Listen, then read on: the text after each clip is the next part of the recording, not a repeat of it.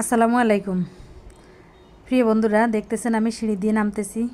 আসলে একটা ফোন পাওয়ার সাথে সাথে খুব তাড়াহুড়া করে রেডি হয়ে নিলাম, নিচে নামতে হবে। তাই সিঁড়ি দিয়ে তাড়াহুড়া করে নামার জন্য ছুটে চললাম। ফোনটা আসছিল আসলে আমার একটা প্যাকেট নিচে এসে পার্সেল নিয়ে দাঁড়িয়ে আছে।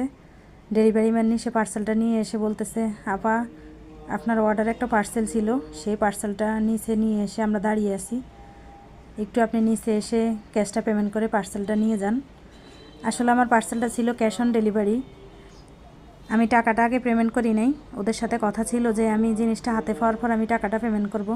এই তো ডেলিভারি মান থেকে আমি পার্সেলটা হাতে নিয়ে ওনাকে টাকাটা দিয়ে আমার পার্সেলটা নিয়ে আবার উঠতে শুরু করলাম। যেহেতু 5 তলায় থাকি, নামতে খুব দ্রুত নামলেও উঠতে খুব দ্রুত উঠতে পারি না, একটু আস্তে ধীরে উঠতে হয়। কারণ 5 তলার সিঁড়ি উঠে এসে এখন পার্সেলটা প্যাকেজিং খোলার জন্য আপনাদের কাছে নিয়ে আসলাম। পার্সেলটা ছিল আমার অনলাইনে একটা স্ট্যান্ড আমি অর্ডার করছিলাম। যেহেতু শখের বসে একটু ছোটোখাটো ভিডিও করি মাঝে মধ্যে সময় পেলে, যদি আমার ভিডিওগুলো খুব সুন্দর হয় না বা সুন্দর করে করতে পারি না, একটু চেষ্টা করতেছি যাতে সুন্দর হয়।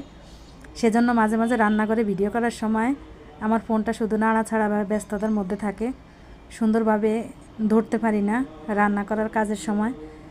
তাই অনলাইনে ফেসবুক পেজ থেকে আমি এই ভিডিও করার স্ট্যান্ডটা দেখে ওনাদের সাথে ফোনে কথা বলে অর্ডার করছিলাম।